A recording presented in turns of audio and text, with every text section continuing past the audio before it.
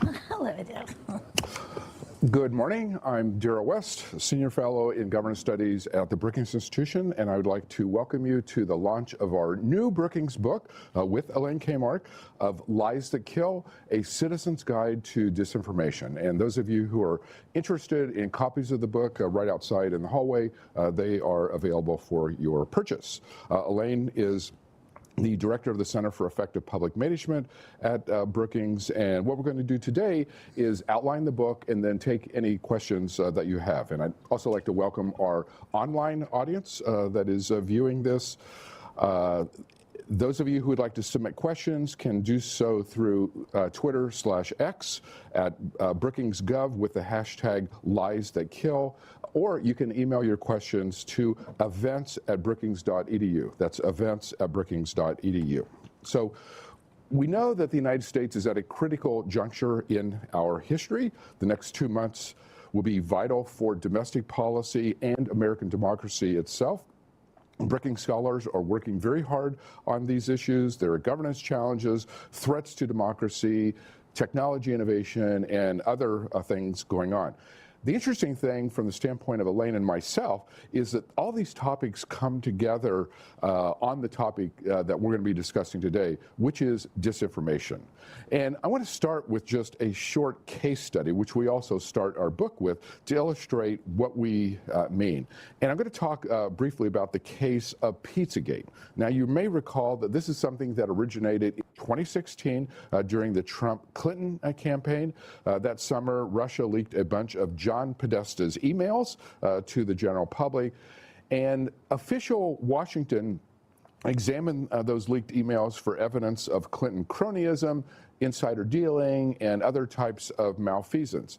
But things were different on the 4chan internet site, which is a right-wing platform. There, people were looking for lifestyle problems among Democrats. And in looking through the emails, some guys noticed numerous references to cheese pizza. And rather than interpreting this as a need for food, which is common among hardworking campaign staff who work late into the evening, someone claimed that cheese pizza actually was an abbreviation for CP, a code for child pornography. And this led many people at that time to then argue that top Democrats, including Hillary Clinton, were child abusers and pedophiles. All of this eventually led a North Carolina man named Edgar Welsh to come to D.C. with a gun to a local pizza parlor called Comet Pizza, which, by the way, also has the convenient abbreviation of CP. And Welch and others thought that Comet Pizza was ground zero for the D.C.-based child abuse network. So he came armed for a confrontation, but he only found a delivery guy bringing pizza dough to the restaurant and no children in the basement. So we start our book with this story and use it to talk about disinformation in a number of different areas. In our book, we find that wild and unsubstantiated claims are not an unusual feature of the contemporary period, but rather have become commonplace in many areas. We look at elections, climate change, public health, race relations, and other topics. And what we find is a combination of political polarization, radicalization, digital technology, and organized networks that come together to produce lies that are very destructive of our national discourse. And the goal with the disinformation is to alter political discourse, to put some options on the table and remove others, to affect how people see events in the world as a whole, and to make people mad about crazy things that are happening, and then direct their anger in order to achieve political objectives. Technology, obviously, is an important part of the disinformation story, and we spend a lot of time talking about the new tech tools, generative AI, bots, and other types of things. Changes in information transmission have basically lowered the cost of disinformation, created the means for broad dissemination, and almost the instantaneous translation of false narratives. You don't need a lot of technical expertise to use generative AI. It used to be in order to access very sophisticated AI algorithms to either create content or disseminate it, you needed a technical background. That's no longer the case because all of these tools are now either prompt-driven or template-driven, meaning anybody in this room can use these types of tools.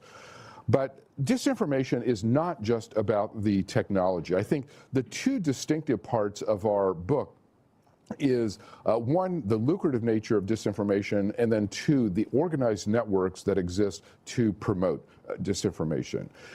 The thing that surprised me the most in doing research on disinformation was discovering how truly profitable it is, both from a historic standpoint as well as in the contemporary period. It's possible to make money through disinformation using subscription services on websites, ad revenue, like you can place ads on your site and advertisers will pay you money for those ads, and selling merchandise off of your site.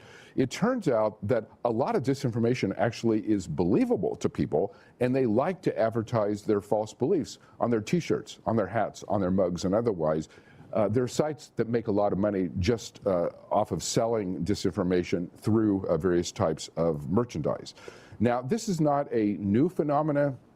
There were two Harvard economists, Roland Fryer and Stephen Levitt, who were able to get a hold of KKK financial data from 1924. I think there was a lawsuit there. Lawsuits are actually a great way to get financial information from lots of organizations. It turns out in 1924, the KKK raised $25 million in that year alone, which is equivalent to over $300 million today. Racial hatred was a big business and was a lucrative business in the 1960s.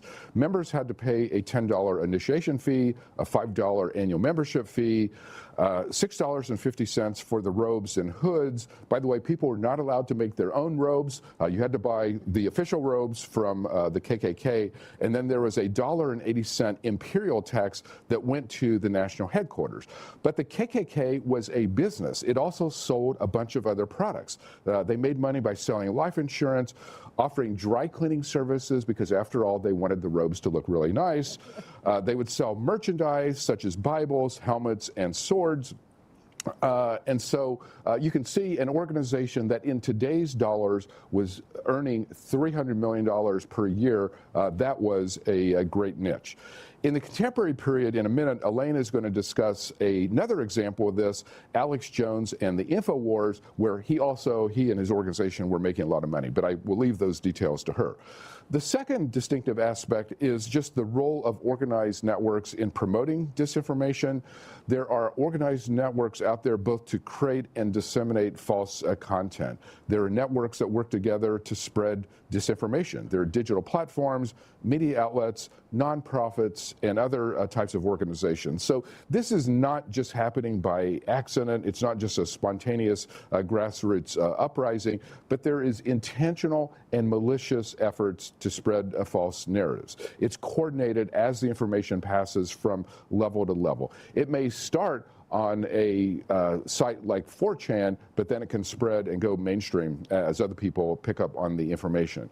And of course, the goal is to integrate the disinformation into the political strategy so that you can alter how people see reality to affect their attitudes and affect their behavior.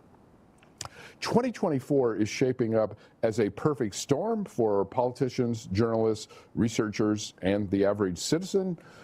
We already have seen many examples of fake stories out there.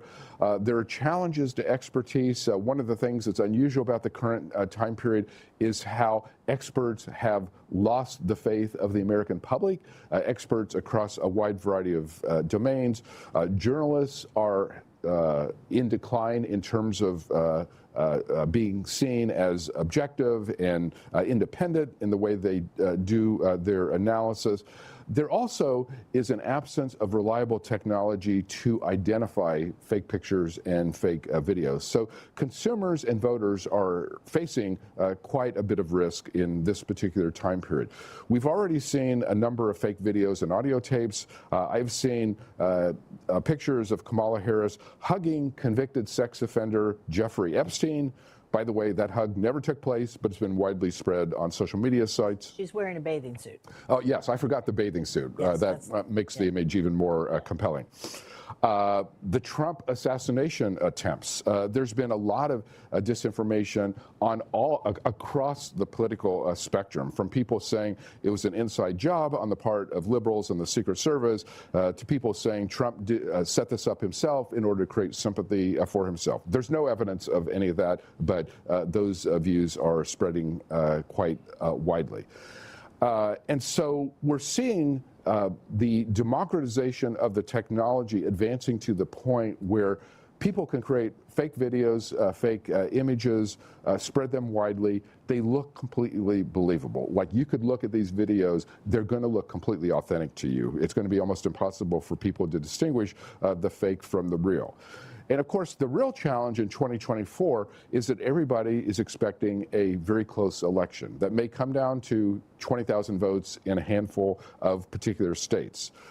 If we did not have the Electoral College, I would actually be less worried about disinformation in this election, because the popular vote outcomes tend to be, in recent years, tend to be decided by millions of votes. There often is a discrepancy, like, Biden got almost 7 million more votes than did Trump in 2020.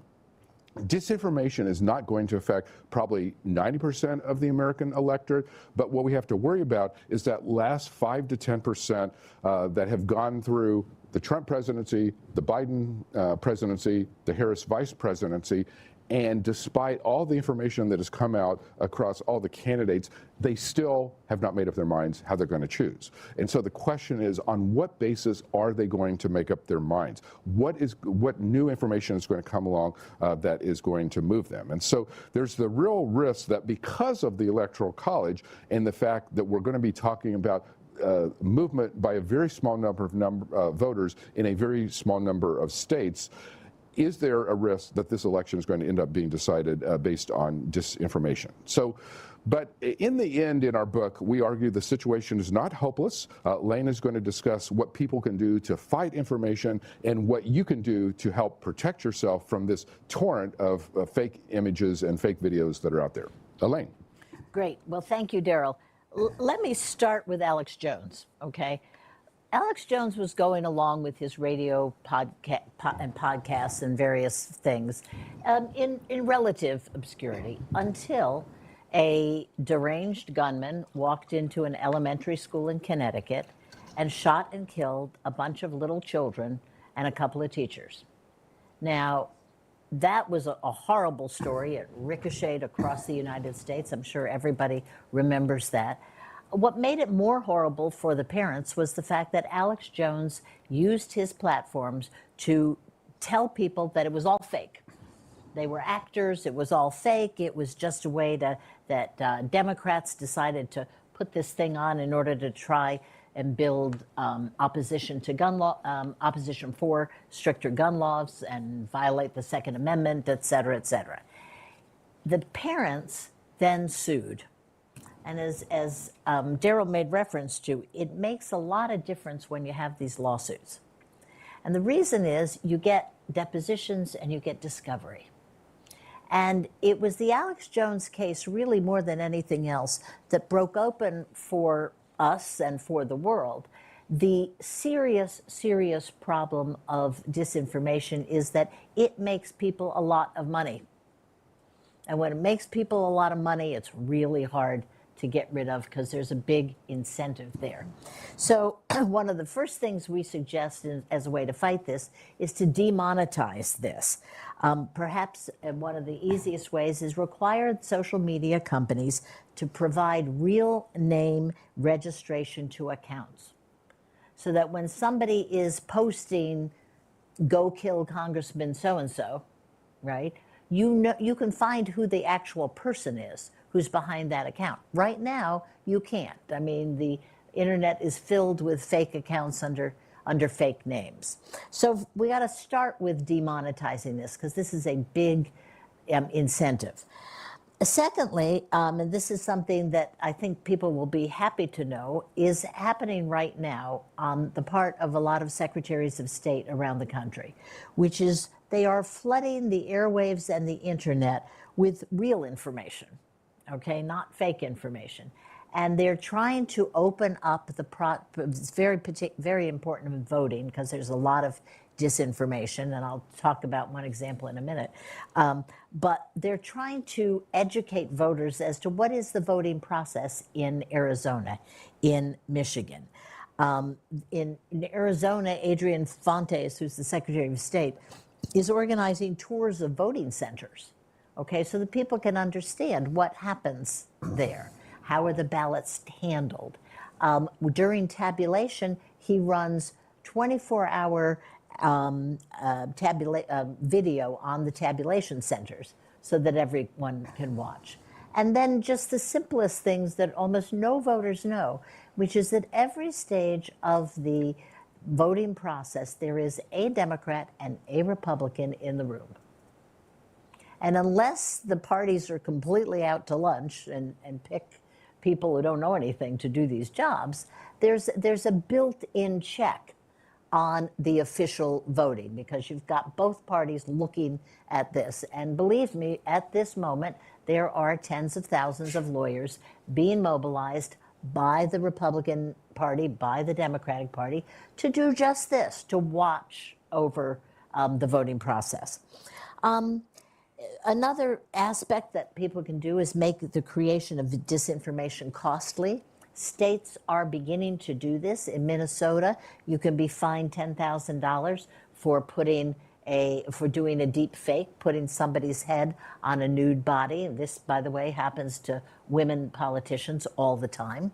Okay, and so there's fines for this, there's laws, and more states are looking at laws to do this. Obviously, there's places for executive action and legislative action. Agencies can track abuses. We can require independent audits and hold companies responsible for the damage they do. Taking that a step further, we can prosecute bad actors. Now, one of the points that we make in the book, and we've often made it in talks, is that, you don't need a lot of brand new AI-specific legislation. There's a lot of laws out there that say you can't do this to someone, right? You can't harm someone.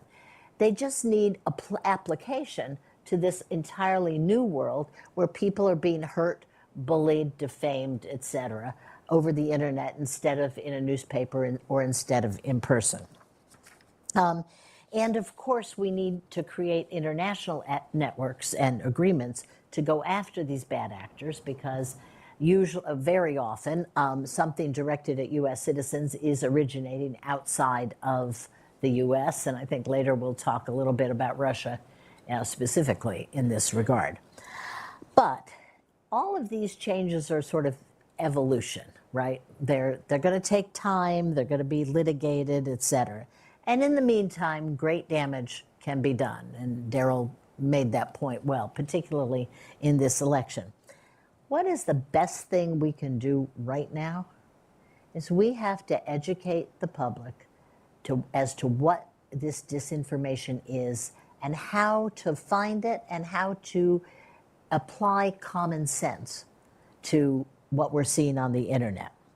For instance, as Daryl mentioned the other day, there was another assassination attempt on Donald Trump. Both of them have attracted disinformation, okay? Theories that somehow Trump set this up. Step back for a minute and use some common sense. Would Donald Trump seriously hire some 20-year-old kid who was not very sophisticated at anything and who most certainly was not a sharpshooter to put a bullet within a whisker of his head? Oh, come on, think about it. All right, you look who this guy was, and he's not a very good shot. Would the Secret Service deliberately allow a killer close access to the presidential candidate only to remove him as a political competitor? I don't think so. Okay, I mean, imagine the damage this would do to the whole agency. If we go to Pizzagate, which I think Daryl described, and we spend a lot of time in the book because it's a good anatomy of disinformation. Think about it this way. By the time this story broke, Hillary Clinton had been one of the most watched and reported on people in the world for nearly a quarter of a century. When she was First Lady of the United States, every time she changed her hairdo, the press covered it and put pictures in it, okay? She and her husband's finances were dissected, resulting in some scandals like the Whitewater scandal, which you may remember. So every bit of their lives were dissected. And they lived, both of them, Hillary and Bill, lived under a microscope. Now, step back, ask yourself, how on earth could she have been involved in a major criminal enterprise, involving, child pornography for a quarter of a century, and it escaped everybody's notice? Nobody noticed? Nobody saw it? Okay, so we've got all of these problems. Let's look at the bamboo ballots. Okay, that's one of my favorite. It's the conspiracy that took hold in Arizona after the 2000 election, and it went like this. It said 40,000 ballots had been printed in China and marked for Joe Biden and sent to Arizona, to Maricopa County, which Phoenix is, and that's the biggest vote center and also the biggest Democratic center of the state. And when investigators insisted on recounting all the ballots, they spent a lot of time looking for bamboo in the paper the ballots were printed on. Now, common sense and an understanding of the basics of election administration should have led people to pause and think. First of all, is all the paper in China printed with bamboo in it? If not, maybe the Chinese would have decided to use a different kind of paper as they were printing up their fake ballots. There are 3,000 counties in the United States, many in Arizona too. It's not just the president and vice president on a ballot in a presidential election. It's a whole bunch of other people. I mean, it's county commissioners, it's attorney generals, it's dog catchers, it's all the way down the ballot. Did they have all those other names on the ballot? Did they spell all the names right, etc.? Most states and counties have a chain of custody for their ballots, meaning at every point there's a security process that goes on to protect the ballots. So exactly so that people cannot steal the ballots. And exactly how did 40,000 ballots marked for Joe Biden get to Phoenix and to the polling places without anybody noticing? Okay, without the Republicans who are, remember, the Republican Party is generally not asleep at the wheel. They're pretty competent, okay? They watch of this. And how did this happen without them noticing? Okay, so again, a little bit of common sense along with an understanding of the underlying processes go a long way towards fighting disinformation. And the final example I'll give you in the importance of common sense is really one of my favorites from the book. There's a football player named Damar Hamlin. Some of you, I'm sure, know. He was safety for the Buffalo Bills. He had a serious collapse in January of 2022. Actually, he had cardiac arrest. He got hit hard in the chest. But by September of 2022, he was back on the field playing for the Buffalo Bills. However, in the world of conspiracy theories, right, being alive is not sufficient to prove that you were dead. And so in the interim, some people made a movie called Died Suddenly. And Died Suddenly featured young people in the prime of their life collapsing and supposedly dying from COVID vaccines. All right, this was an anti-vax COVID movie. And of course, Damar Hamlin, as a strong man and young man, professional football player, was featured prominently in this movie. Now, when he reappeared on the football field, reporters went to the producer of this movie and said, "Hey, look, there's Damar Hamlin. He's playing football. How do you account for this? And what did the producer say? Oh, it's a body double. Now, think about this for a moment. This is where common sense comes in. You could probably find a 25-year-old African American in America who looks like Damar Hamlin. Okay? Then that may not be too outlandish. Could you, however, put him in an NFL game, right? And nobody notices that he's not quite playing football at the level that everybody else is playing football? Okay, so there we have it. All of these things require a stop and think.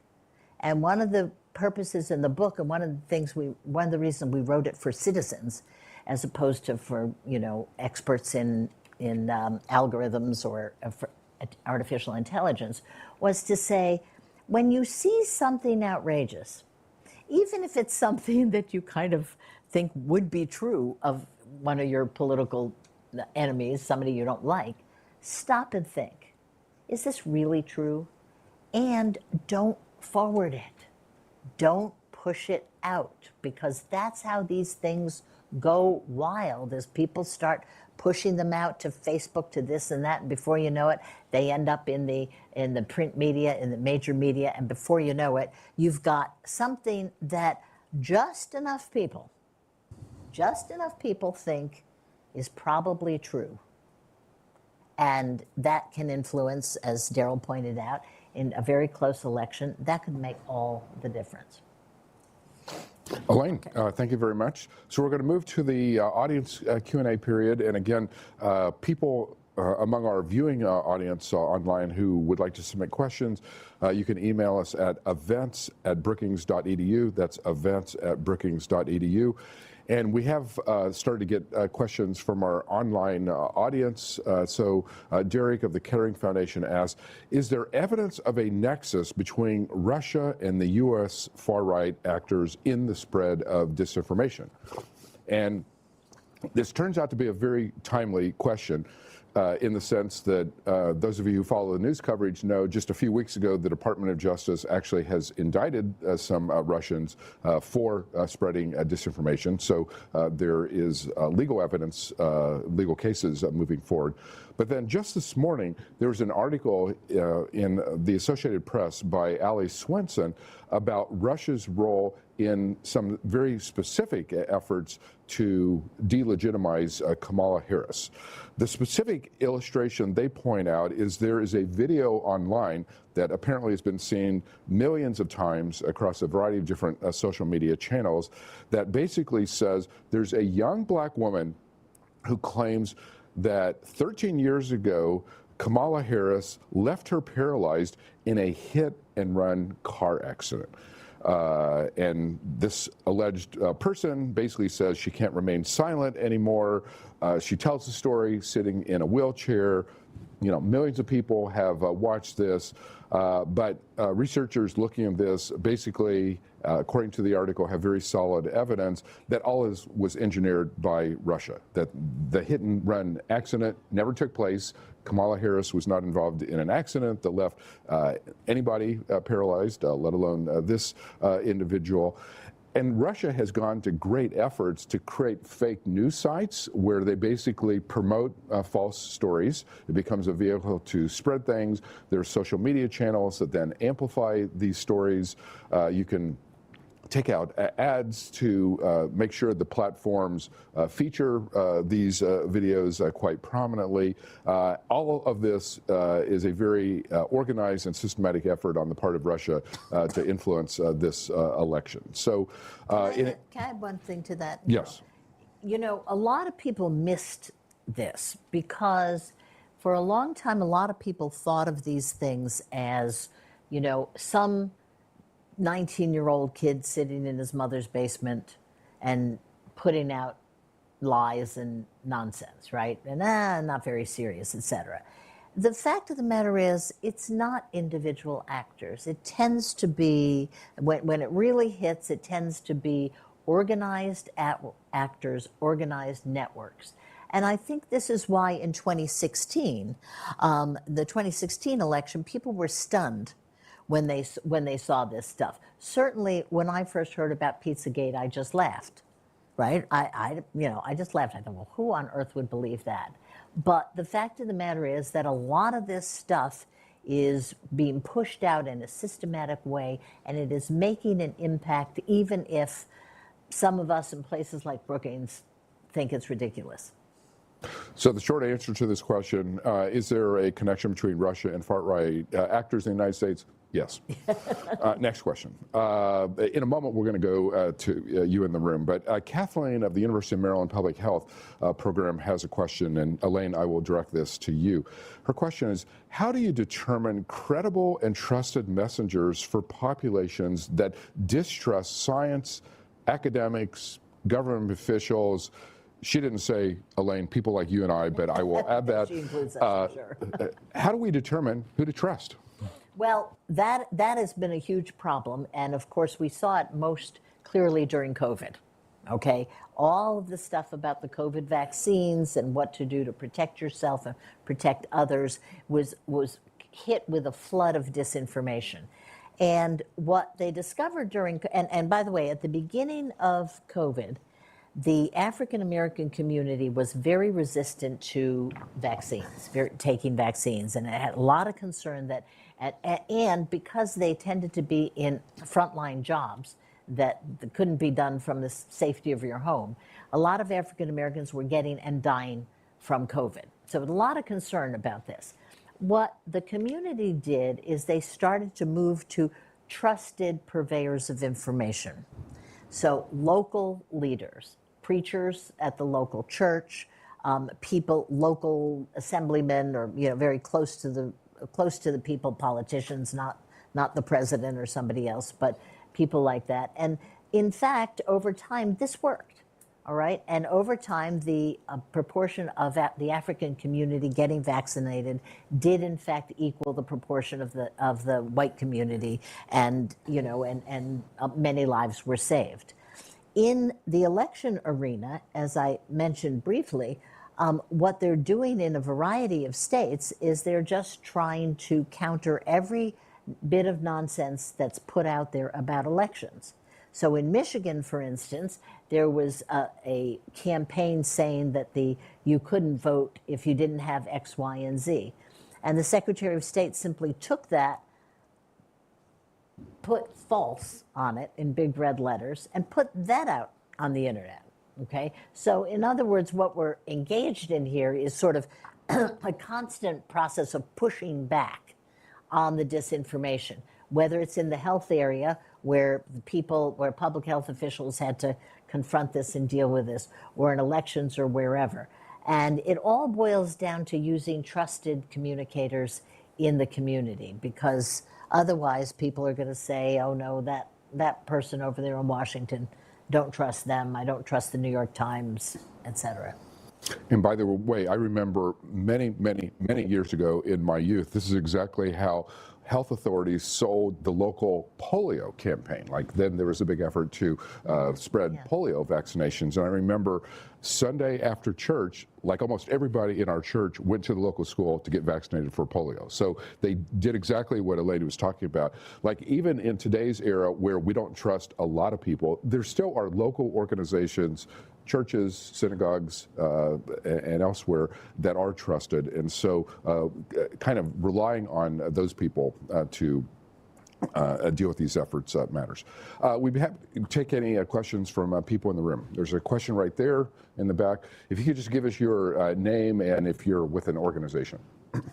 Yes, my name is Kristen McLean. Actually, I'm relocating here. I work in policy and finance. Actually, could you speak up a little bit so we can hear you? My name is Kristen McLean. I'm relocating from the West here, and I'm here for policy and finance. And the reason I am asking that question, I'm going to push back a little bit about the trusted sources. I am late. My apologies. So if you've covered this, again, my apologies to the audience.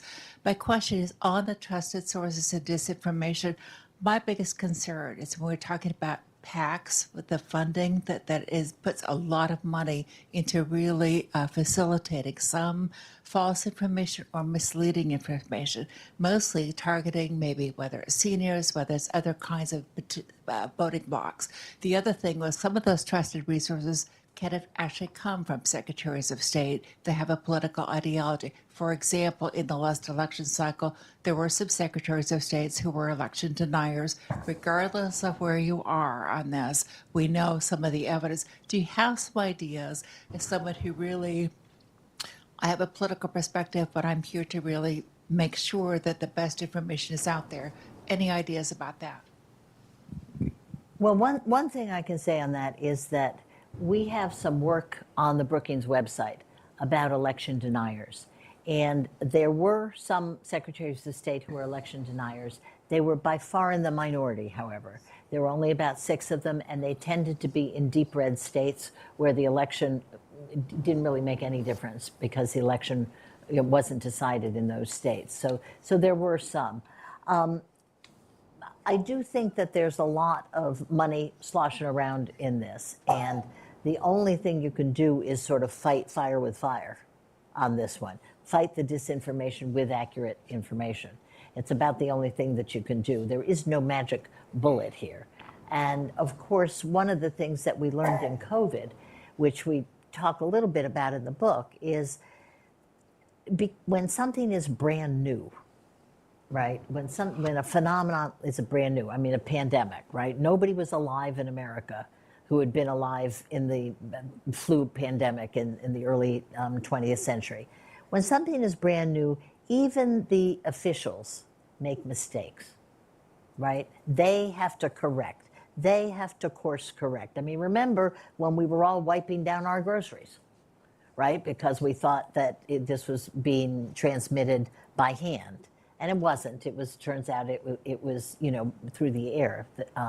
But, we had, everything was adjusted. The problem is that everybody expects the government to be absolutely right all the time. And the fact is that they learn as well. And I think that Fauci and people like that did as good a job as could be expected. But, he is now among the anti-vax crowd and, among a certain part of the public, he is now a public enemy, which I think I saw him interviewed not too long ago, and, it kind of is still boggling his mind. So I don't know how to, it's a very tough communications process. It really is. Okay, right here in the front row, there's a microphone coming up from behind you. And again, if you can give us your name and organization. Yeah, I'm Scott Campbell with the Campbell Family Foundation out of Chicago. The question, just a little bit of a follow-up, would be, when you learn about the COVID pandemic that you have, you learn along the way, but do you not also have the possibility of the institutions being captured institutions by industry and that creating a problem? For example, nothing was said on going outside, vitamin D, comorbidity, the age gradient on the vaccine, which all these were known very early in the pandemic. The people in Italy dying with the scary pictures were mostly 80-plus-year-olds with very low vitamin D and so forth. And so the trusting, and maybe because you're sort of a left-wing institution, that therefore you're going to sort of have a bias toward believing the public institutions, but it just seems there's a lot of problem with the influence on the information that was coming out on the pandemic, the fact that they want 75 years to release the data, that they cut off the trials because they thought they weren't going to, but then of course you can't find what's going to happen 2 and 3 years because you cut them off. I just wonder if you had some comment on that, not the truly new information, but just the compromised of those some institutions. Yep. And just to add on to what you said, in our book, we tried to be even-handed in identifying disinformation from across the political spectrum. We did not just look for disinformation coming from conservative sources. And one of the things I found interesting on the COVID example is, people are often focused on the anti-vaccine community as a source of disinformation. But interestingly, we found there were very liberal entities that actually shared certain views with the anti-vaccine community. For example, the yoga community. Often in the yoga community, those are people who prefer holistic medicine, herbal remedies. They're suspicious of big pharma, like many of the things you were just talking about. They shared those views. But on their websites, they then would promote remedies that the FDA would either had already or later would identify as fake remedies. And the FDA ended up taking a lot of enforcement actions against websites that were advertising and selling herbal remedies that were not shown to be effective. But that really came across the political spectrum. It was not just conservatives that were targeted, but conservative and liberal organizations. Yeah, there's a question right there on the aisle. Josh Gottbaum, Economic Studies at Brookings. You point out the fact that there are laws on the books that say you can't hurt a person X. And these, in theory, can be applied to the new AI creations or simple falsehoods. My question is, how good is the ability to go back and find the source of the misinformation? Does it require the entire resources of the U.S. government, which is only allowed to do this outside the U.S., or is it possible to de-anonymize within the U.S. so that the libel laws, et cetera, might actually be usable? The short answer to your question is yes. You can do forensic analysis on some of these rumors that then become systematic and organized efforts. So in the book, we actually draw on research of people who did that on Pizzagate. And there's a very detailed chronology of kind of tracing it back. And it actually did start on 4chan, the right-wing website, and went from there. The most recent example was immigrants eating cats and dogs in Springfield, Ohio. There are reporters now that have undertaken a forensic analysis of like, how did that start?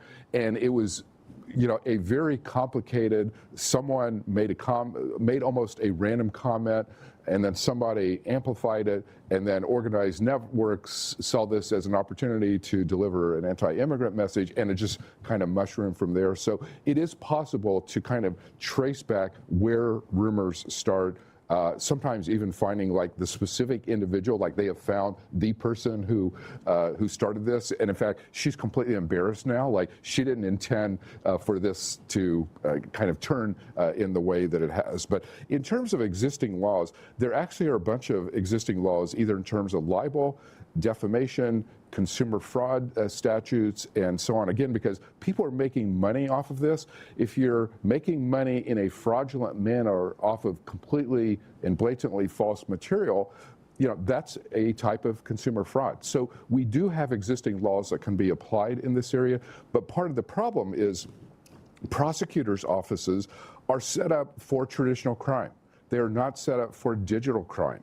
And so oftentimes they don't have the ability to do the forensic analysis that Josh was just talking about. So we need to modernize our prosecutor's office for the digital era, because I don't know if you've noticed, but a lot of crime has now migrated to the internet. I'm sure all of you, like me, are getting phishing attempts all the time, trying to get my bank information, trying to get medical information, trying to get various types of consumer information.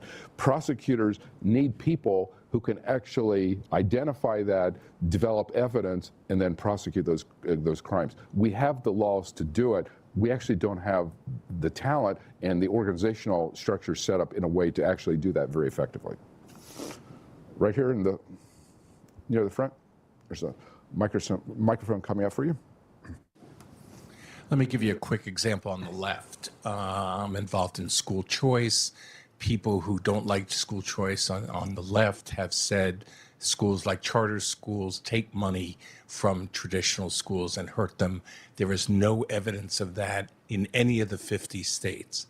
It's hurt choice for low-income kids, the kids who could benefit from it the most. Unfortunately, I'm an optimistic person, but I'm very pessimistic that there's anything we can do about this misinformation, because people on the left listen to the people on the left, people on the right listen to people on the right. We're just too divided now to come to any rational information. Polarization is definitely a big part of this. The problem is, in a highly polarized world, far too many people want to believe really nasty things about the opposition. Like, even if they subject a common sense standard to it, it's like, yeah, I could see Trump saying that, or I could see Harris saying that, and those Democrats and those Republicans, like, you can't trust them. People disseminate material today that they actually know is false. But if it embarrasses the opposition, they feel like there's a higher calling to engaging in that kind of behavior. There's a chicken and egg aspect to this, right? Because we are so polarized as a nation, we pick the information that we want to hear, right? We pick information about Trump, we pick information about Harris, and that then further increases the polarization, which is why it is really important to say to people, look, if you want to decrease the temperature in America, what you really have to do is you really have to stop and think about these things. Did Kamala Harris ever meet Jeffrey Epstein? No. Why is there a picture of her hugging him in a bathing suit? Well, because somebody put it out there to embarrass her, right? I mean, that's clearly what's going on here. So, we've got to sort of decrease the temperature, and stopping disinformation or reducing the disinformation is a step along the way. But you're right, it's a very difficult problem. So we have another question from one of our online viewers, Mary Beth, and Elaine, I will direct this to you. It concerns high school civics and government classes, and she wants to know, are high schoolers today being taught how to determine the quality of the news sources that they are reading or watching? It's a good question. In some school systems, not all, because as you know, schooling is very decentralized in the United States. High schoolers are being taught news literacy courses. And the news literacy basically teaches them to read a newspaper online, because of course today's young people would never read a newspaper in paper. That's uncool. They read them online. But to look for sort of sources, okay, who are the sources in this story? How many sources are there? Are these people real people, or are these somebody that nobody's ever heard of? Do they really hold this job? There's other ways to check that on the internet. Where is what you're reading, is the newspaper you're reading, is it actually a real newspaper? Does it actually exist day after day and publish, stories about and have weather reports and all the other things that are in newspapers? Or is this something that the person sending out the disinformation made up to make you think it's a real news story? There's whole courses taught in this. University of New York at Stony Brook was one of the first people many years ago, 15 years ago, to teach news literacy courses, and they then have been spreading these throughout the country in high school classes. So it is going on. Obviously, it's not going on everywhere, and people who are interested in this should encourage their high schools, their local high schools, to adopt one of the many, there's now many of these, many news literacy courses for the students. And Elaine, you mentioned news literacy. Actually, hold on. I just have a follow-up question, because somebody from the Australian embassy asked what is a logical follow-up of your question. This person asked about digital literacy programs and how effective are they at disrupting the spread of disinformation? Oh, we don't know that yet. I mean, we don't know that. It's all too new, et cetera. And remember, we're at a point where the technology is really outpacing our way of looking at things. Okay, so when these news literacy programs started, it was sort of internet, fake stories on the internet and fake newspapers, right? And it was before AI, et cetera. So they've had to keep up and look for, how do you look at a deep fake? How can you tell a deep fake? And we get some good information. I think the episode that happened with Princess Catherine in England, where they put out a picture of her and it turns out she has 7 fingers, and that got wide publicity. And what it said to people is, oh, you got to look at these things pretty carefully, because some of them might have something wrong with them. But this is hard. This will take time. And the only quick footnote I would add to what Elaine said is schools are making a much more serious effort to teach digital literacy, but we can't limit it to 10 to 18-year-olds. Like adults have a problem with adults have a disinformation as problem well. with this We too. need adult education that does exactly the same thing. Yes, here you go. Wait for the microphone. And if you can give us your name and organization. Kevin Killeen. I spoke to you before about, I agree with you on the vaccines, but not the lab origin. And the, Not the on- what? on- that the vaccines were helping people, and people were trying to sell them hydroxychloroquine or something like that, and and that wasn't helping people. So, but the lab origin, primary source documents are out there about thanks to FOA, the Freedom of Information Act. The primary source documents are out there. So that's an example of using information to fight disinformation. Disinformation is that it didn't come from a lab, like the disinformation about the vaccines was bad. And the hydroxychloroquine study didn't come out until 2023. They should have done that in the beginning to discredit it, because there are people making money, and they're still making money today, selling a fake therapy, and they know it's fake, but they drag their feet. They like these other things she was talking about, like the traffic accident. I'm sure she knows where she was, and she wasn't anywhere near this traffic accident.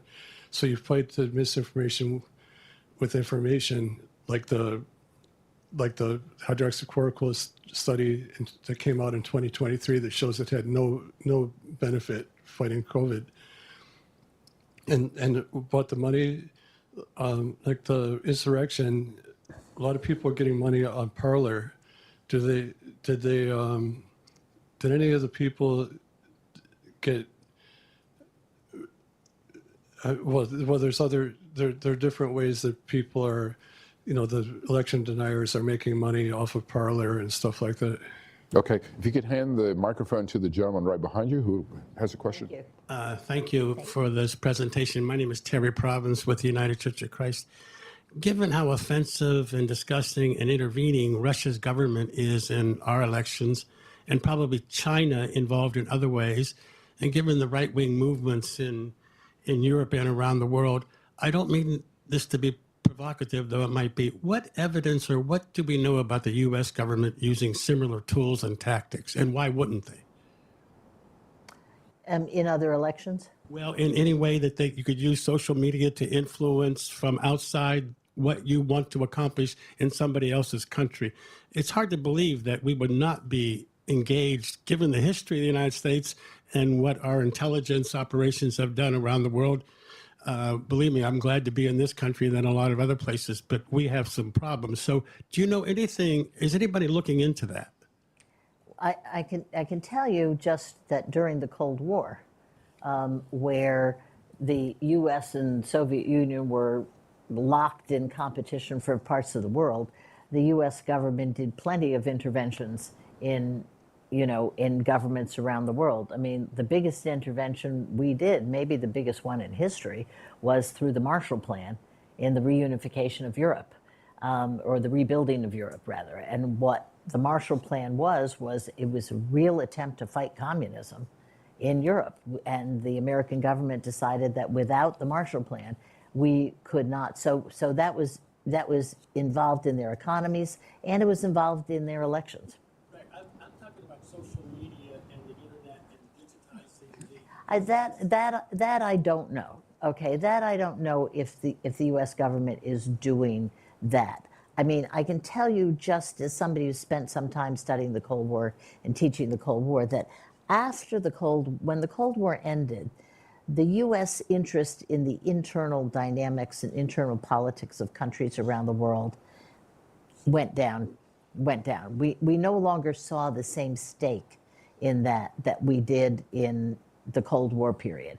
Now, that isn't to say that the U.S. government doesn't do some of these things from time to time. They may, but it's not. I mean, the apex of this was really the Cold War, when it was some little country in Africa, a little country in Latin America.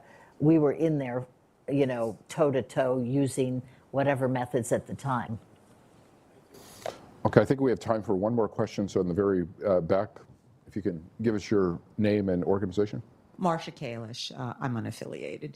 So how much do you think freedom of speech protects disinformation?